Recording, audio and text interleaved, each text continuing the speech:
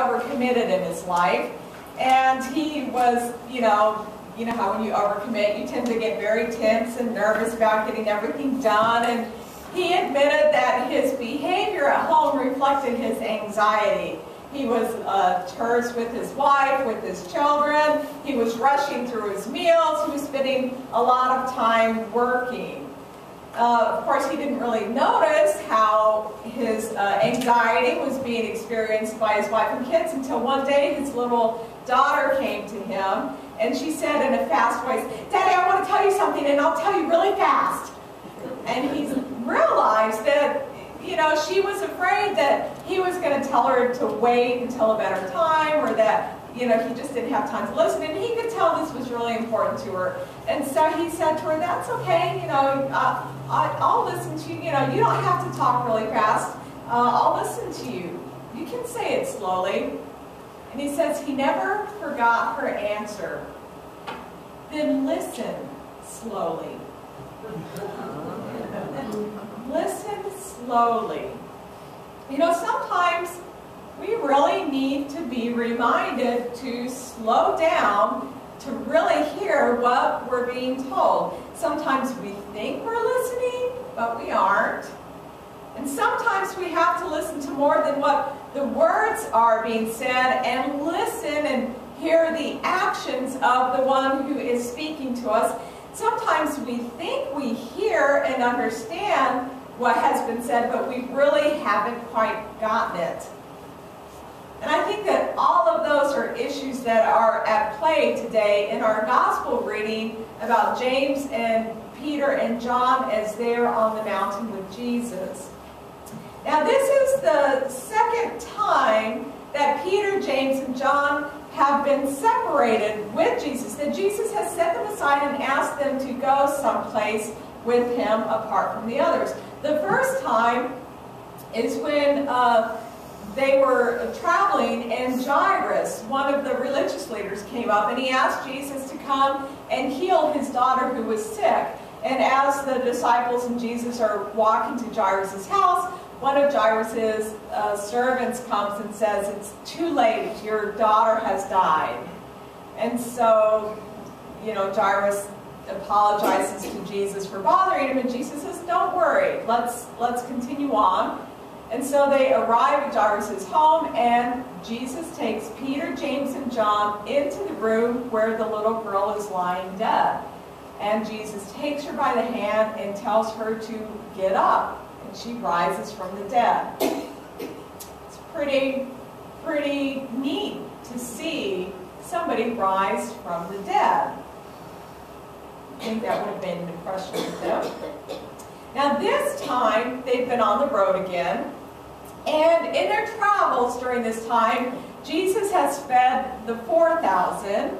The Pharisees have questioned his authority. He's entered into some controversy with them. Jesus has chided his disciples for not understanding him. Jesus has healed a blind man. And then Jesus asks the disciples, "Who do people say that I am?" And they say, "Well, some say that you're a prophet, some say that you're Elijah." And Jesus asks them, "But who do you say that I am?" And Peter comes up with the wonderful confession, "You are the Messiah." And Jesus then immediately says, "Yes, and this is what's going to happen. I'm going to have to suffer and die." And then Peter says, No, that's not what a Messiah is going to do." And Jesus chastises him again. Our text says 6 days after that. So we're assuming that it means 6 days after this confession. Now think about this. They've seen a lot with Jesus. Miracles, healings, teachings, controversies. And after 6 days, Jesus again selects Peter, James, and John to go up a mountain with him.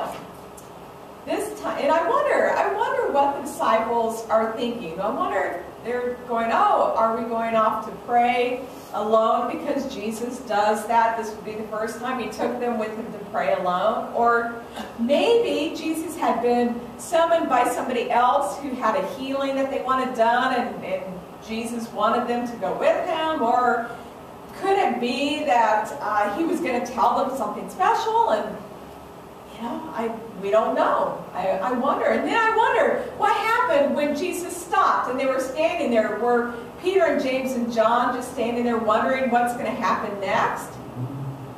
Because then all of a sudden it says, and Jesus was transfigured before them. And the Greek word for that transfigured means that Jesus' form changed. It changed. It took on an unearthly element. Again, I don't know exactly what that would be like. And there appeared with him Elijah and Moses, who were talking with Jesus, which I always wonder, since they didn't have cameras back then, how did they know? They didn't have pictures of Elijah and Moses hanging up in their synagogues. How did they know who it was? I don't know. If it's overwhelming to me, it was much more overwhelming to Peter, James, and John. It says that they were overwhelmed. In fact, they were terrified. And Peter, being Peter, not that I can relate to this, but that when you get a little anxious, you might talk a little bit more. So Peter blurts out, how good that we are here. How about if we make 3 booths, one for each of you? You know, booths being dwelling places. Oh, this is a great place to commemorate. Think of all the tourist money we can get. Oh, no, he didn't say that.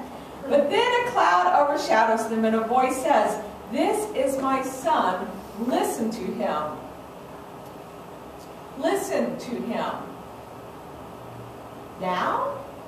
Are we supposed to listen to him while he's talking to Elijah and Moses? Can they hear the conversation? I don't know. Well, what does that mean? Listen to him. Slow down. Talk slowly, God. I want to get this. I want to hear what you have to say, but talk slowly. And then suddenly, when they look around, nobody else is with them. It is just Jesus. And Jesus tells them not to tell anybody about what they had seen until after the Son of Man had risen from the dead. And I needed to get the Bible because this left out the next passage. It says, well, you know, he says, don't tell them and don't tell anybody until after the Son of God has raised from the dead. But God said, listen to him. Listen to him, but don't tell anybody. So it says then that they kept the matter to themselves, questioning what this rising from the dead could mean. So this is how the disciples respond to this voice, this vision of Jesus' form changing into an unearthly element, to see the great prophet and to see the one who represents the law, to hear this voice, this is my son, the beloved, listen to him. They respond by keeping the matter to themselves, questioning what this rising from the dead means. That is a very, very gracious translation. Because in the Greek, what it says is that they were arguing with themselves.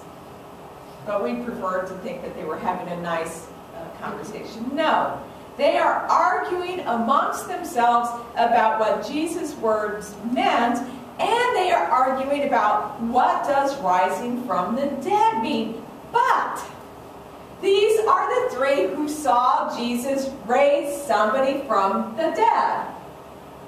These 3 see that death is different around Jesus. How can they be questioning what it means when they've seen it? My goodness, they've seen Jesus raising somebody from the dead. They've seen him changed into an unearthly figure.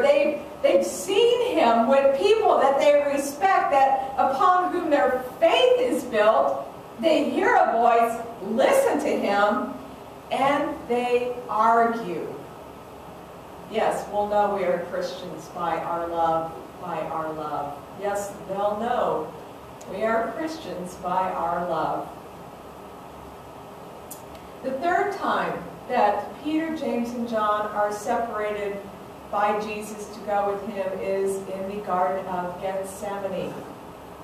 After everything they've seen, Jesus asks them, listen, to stay awake and to pray with him. And what do? They fall asleep. Not once, not twice, but 3 times. Nice job of listening. Nice job of responding, guys. 2 of the 3 times that Jesus takes these disciples with him for something special, essentially, they muck it up. If these guys are a model of discipleship, what does that say for us? Because that's how this text speaks to me this week. How often are we asked to listen? But we're so consumed with our schedules, our families, solving their problems, solving our problems, worrying about the future.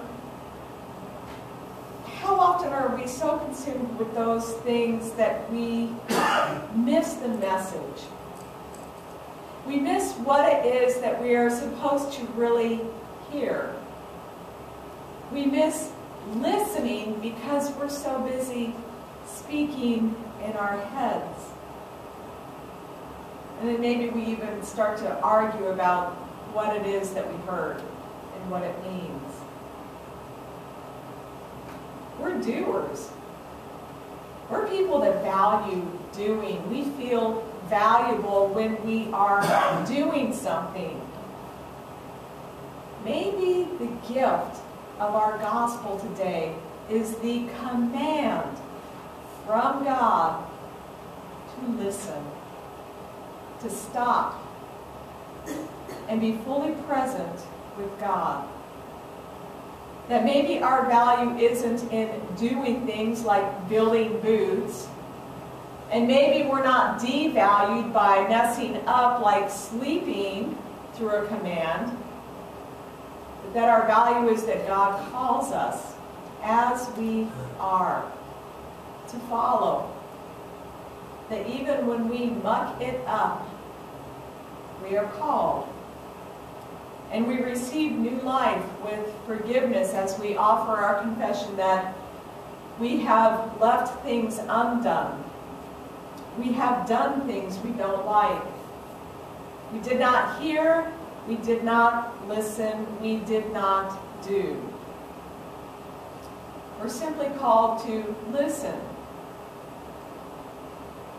Maybe the gift of our gospel is a reminder that we are called to put aside those things that can be so distracting in our lives and turn to the voice of the one who loves you and who calls you. Today we talk about this transfiguration, this moment of glory in which Peter and James and John see Christ in a way that they never have seen him before or since. But it was there. And it is here for us. Amen.